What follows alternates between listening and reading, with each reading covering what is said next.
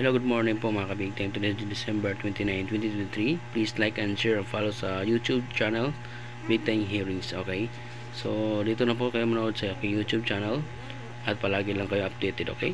So, ngayon magre-recap muna tayo sa result kahapon. So, result pala kahapon last December 28, 2023. Well, recapping po sa December 28, 216 pala kahapon. So, nag-on the spot po yung code niyan sa STL 642, di ba? So, sa 5 PM 531 equals to 784 code. 9 PM naman 430 equals to 189 code. So, bantayan po yung mga coding. Baka manalo po kayo sa coding. Okay? So, good luck po. Well, ito naman po VIP number for today. 219, 789 naman po, and 222. So, gusto nyo, ito lang po pinakabit sa atin, 222. So, good luck po. Sana manalo po kayo dito at surtihin. Well, ito naman po binigay ni Upaw. Okay, so 310 and 110 target rumble. So good luck po sila.